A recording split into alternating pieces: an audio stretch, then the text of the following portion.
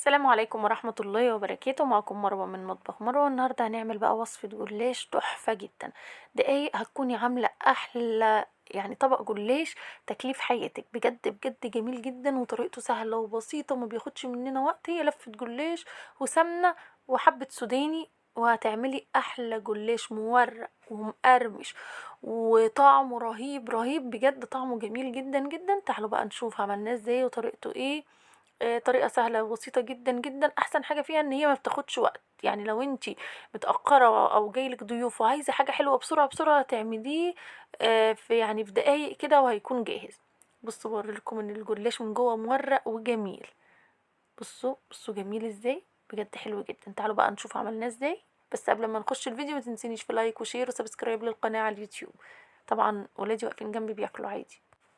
اول حاجه طبعا هنعمل الشربات. هعمل 4 كوبايات سكر زي ما انتوا شايفين كده، واحط عليهم كوبايتين ميه. السكر يكون حبوب ناعمه، يعني مش خشنه كده، ويكون لونه فاتح زي ما انتوا شايفين كده. احط عليهم كوبايتين ميه، يبقى 4 كوبايات السكر ياخدوا كوبايتين ميه. بصوا انا حطيتهم على النار وحطيت عليهم معلقه عسل جلوكوز. بصوا باينه اهي، بس لقيت الموبايل مش بيصور. الحمد لله اهي، بصوا معلقه العسل باينه، قلت اوريها لكم. هحط واحده كمان بقى، يعني انا خدت بالي ان هي مش الموبايل مش بيصور اهي. هحط بقى واحده كمان عليها. فقلت اوريلكم تاني حتى والكاميرا مقلوبه، مش عارفه ايه الحكايه دي. اهو العسل الجلوكوز ماشي، ده بيتباع عند اي محل مستلزمات حلواني او حتى عند العطار بيتباع عادي. بصوا بقى هحط ايه، معلقه كمان علشان انا عايزه الشربات بتاعي يعني يبقى طعمه حلو، وفي نفس الوقت يبقى عسل الجلوكوز، عشان ناس كتير بتقولي الشربات بيسكر، بيخليه ما يسكرش معايا. تمام، حطيت بقى معلقتين. انا لا هقلبهم ولا اي حاجه، ولا هاجي جنب السكر ولا حاجه خالص. هسيبهم لغايه لما السكر يبتدي، الشربات يبتدي يغلي والسكر يدوب تماما، مش هقلبه خالص. زي زي ما انتوا شايفين كده الشربات بقى ابتدى ايه يعمل فقاعات كده، هيبتدي يغلي. الريم اللي على الوش دوت بشيله بس كده بالمعلقه، ما بقلبوش خالص. انا بشيل بس الريم كده بالمعلقه، عشان الريم دوت هو اللي بيخليه يسكر على فكره. بصوا اهو الريم اللي بيطلع ده بشيله، هشيله كده بقدر المستطاع يعني. وبعد كده ايه، هديله عصرة ليمونة. احنا الشربات لو انتي مش هتحطي عسل جلوكوز هنسيبه بعد الغليان دوت، بعد ما نعصر الليمون. وبعد الغليان ده هسيبه 8 دقايق. تمسكي الساعة كده تعدي 8 دقايق وبعدين تطفي عليه.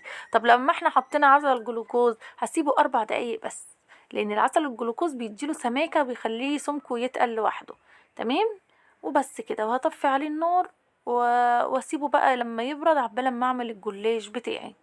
طبعا الشربات ده انا مش هعمل بيه الجلاش كله، ده انا هعمل بقى يعني الجلاش دوت. الصينيه دي عايزه كوبايه شربات، مش عايزه اكتر من كده. كوبايه سكر اهي، نص ليمونه. مش عايزه الا كوبايه سكر بس ونص كوبايه ميه بس. انا عملته بزياده علشان ايه، لما عاوز اعمل تاني مش كل شويه ايه اعمل شربات. تمام، شايفين كده. عصرت بقى عليها نص ليمونه كده زي ما انتوا شايفين، وهسيبها بقى ايه تغلي مع نفسها 4 دقايق وهطفي عليها على طول. زي ما قلت لكم، لو ما حطيتوش معلقتين العسل الجلوكوز بعد ما تعصروا الليمونه وتسيبوها تغلي 8 دقايق وتطفوا عليها، خلاص كده كان الشربات خلص معايا. وطفيت النار وهسيبه بقى يبرد. هنا عندي لفه جلاش عاديه خالص اهي. يعني لو عندك في الفريزر طلعيها قبلها بوقت كافي وسيبيها تفك. لو لسه جايباها اشتغلي بيها على طول. مفيش حاجة اسمها ان لفة الجلاش في الفريزر مش هتنفع، لا طبعا هتنفع اهي. بصوا حتى انا لقيتها مقطوعة يعني مش سليمة. بصوا هنعمل ايه بقى علشان تبقى يعني عشان تنفع. هاخد منها واشيل الباقي كده على جنب عشان ما ينشفش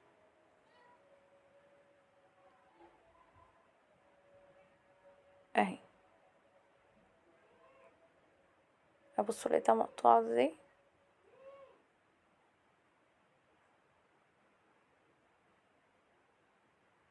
اهو زي ما احنا شايفين كده. انا مش عايزة اجري، عايزة اوريلكم ان هي مقطوعة عادي وانا هشتغل بيها يعني اهي. بتنيها كده. لو الورقة بقى سليمة نتني الورقة 2، لو مقطوعة نحطهم على بعض كده الحتة اللي اتقطعت. ودي عندي بقى سوداني فرماه في الكبة حلو جدا لدرجة انه اتسمغ مع بعضه وبقى ناعم جدا، عشان ما يقطعليش ورقة الجلاش. طبعا تقدري تستعملي فستق، بندق، اللي انت عايزاه. بس طبعا هو الجلاش دوت يبقى حلو معاه فستق او بندق او سوداني. طبعا انا اخترت اقل حاجة فيهم مع ان ما بقتش فيهم حاجة يعني رخيصة. السوداني ب120 جنيه. فهبتدي بقى ايه ارله كده على اي بقى سيخ، عصاية شيش، اي حاجة هرله كده. بصوا حطيت رشة سوداني كده في النص، وهبتدي ارله على عصاية الشيش دي، السيخ بتاع الكفتة ولا ايه اهو. ترولي وما تضغطيش، يعني ما تحكموهوش قوي، لا عايزاه يبقى مهوي شويه، عشان لما نيجي نكشكشه ما تلاقوش ايه اتقطع معاكي. خلاص كده روليناه من هنا ومن هنا، وهبتدي ازق كده. بصوا اهو بكشكشه، اكشكش الجلاش بتاعي معايا اهو، وبعدين هطلعه زي ما بطلع صباع الكفته بالظبط اهو. وهقطعه بقى على قد الحجم اللي انا عايزاه بالسكينه. عايزه الصبع حجمه طوله قد ايه هقطع اهو كده اهو. تمام. وهرصه في صينية مش مدهونة اي مادة دهنية، صينية عادية جدا اهي، مش مدهونة اي حاجة اهي زي ما احنا شايفين كده. وهعمل كله بنفس الطريقة اهو زي ما احنا شايفين كده. بجيب بقى ورقة كمان اهي، ورقة سليمة تنتها 2 سليمة اهي، حطيت بقى رشة سوداني كده في النص، ما تكتريش عشان الورقة ما تتقطعش، وابتدي ارولها كده اهي اهو زي ما احنا شايفين كده. وهكشكش اهي، بصوا كشكشتها اهي، وابتدي اقطع بقى التقطيعة على قد ما انا عايزة حجم الصوبع بتاعي قد ايه، وارصها في الصينية اللي احنا مدهناهاش اي مادة دهنية. تمام. سهلة جدا جدا جدا بجد، مش تاخد منك وقت خالص، لا هندهن بقى ورقة ورقة ولا نعمل ولا اي حاجة. طريقة سهلة وبسيطة جدا. وزي ما قلت لك لو هي مقطوعة حطي ورقة على ورقة اهي اهي زي ما انتوا شايفين كده. وهنرولها كده بنضغط، ما بنضغطش عليها، بنرولها بس ايه نخليها مهوية كده، ما نخليهاش بقى مضغوطة جامد اهي زي ما انتوا شايفين كده. هعملهم كلهم بقى بنفس الطريقة كده زي ما احنا شايفين. وبعد كده ايه طبعا شغلت الفرن وولعتها على درجة حرارة 200، وندخل الصينية على الرف اللي في النص، وبنسيبها بقى ايه لما تاخد لون من غير ما نولع الشواية ولا حاجة. بصوا انا بوريلكم لو هي ايه، لو هي سليمة بنقطعها ديت، لو هي دول ورقتين لازقين في بعض دول ورقتين لازقين في بعض. طب هعمل ايه، الورقتين لازقين في بعض اساسا مش راضيين يتفكوا من بعض، رحت قسمهم بالنص وخدت ايه نص ورقه، يعني دول 2 على بعض، اللي انا عملتها دي 2 على بعض، وهي التانية بتاعتها يعني هما لازقين في بعض مش عارفه افردهم من بعض، فخدت ايه ورقه وعملتها، يعني قسمت الورقه يبقى كده عندي طبقتين اهي. دي واحده مقطوعه بصوا، كلها مقطوعه. طعمه بجد فظيع، طعمه جميل جدا جدا جدا اهو. بس بكشكشها وبقطع بقى ايه على قد على قد اللي من الصبع اللي انا عايزاه. دي سمنه متسيحه بقى حوالي يعني كوبايه الا ربع سمنه كده. وهبتدي يعني اسقي او اخلي السمنه تدخل في كل حته في يعني بين صوابع الجليش، في اطراف الصينيه، علشان كله على طبعا على وش الجليش، عشان كله يبقى اتشرب من السمنه ويدينا لون وقرمشه ويبقى مورق من جوه. يبقى حلو جدا. لازم السمنه تتخلل في كل اصابع الجليش اهو زي ما انتم شايفين. طبعا حتى لو السمنه بتاعتك كتيره شويه عادي خالص، لان السمنه بعد ما بيستوي ممكن نصفي السمنة الزيادة عادي. طبعا زي ما انتوا كنتوا شايفين كنت بعمل الصينية يمين وشمال كده علشان ايه السمنة تيجي في كل حتة. خلاص دخلتها الفرن بقى زي ما قلت لكم على درجة حرارة 200 على الرف اللي في النص. قعدت معايا بالظبط يعني 12 دقيقة كده. وبعدين اول لما طلعتها سخنة زي ما هي، والشربات يكون ساقع جدا، انا كمان حطيته في التلاجة عشان يسقع. بصوا قوام الشربات، قوامه تحفة. وهسقيها كده بالشربات، وبعد كده ايه اطلعها مثلا على مصفى علشان تصفي لو في شربات زيادة او اي حاجة، وهنقدمها وبالهنا والشفا. كان احلى جليش ممكن تاكليه في حياتك. بجد بجد كان طعمه مميز ورائع، وما بياخدش وقت، ودي اهم ميزة فيه. ان تبقي طول النهار بتعملي اكل وتعبانة في المطبخ وصيام، وعايزة تعملي للولاد حاجة حلوة وسريعة وبسيطة في نفس الوقت وما تاخدش منك وقت، يبقى نعمل صينية الجلاش دي.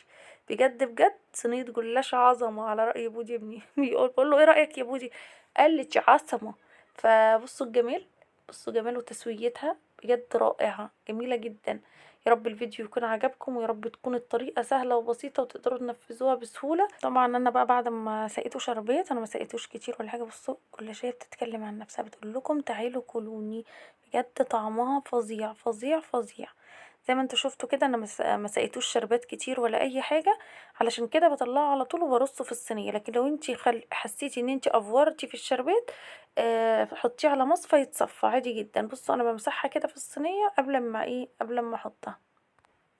زي ما انتوا شايفين كده هرصه بقى كله في الصينية بتاعتي زي ما انتوا شايفين. عايزة اقول لكم ان طعم السوداني فيه رهيب والله، طعمه حلو جدا جدا جدا. عايزاكم اهم حاجة بس عشان الوصفة ورقة الجلاش ما تقطعش معاكم والوصفة تنجح، ان انتوا تطحنوا السوداني حلو جدا في الكبة.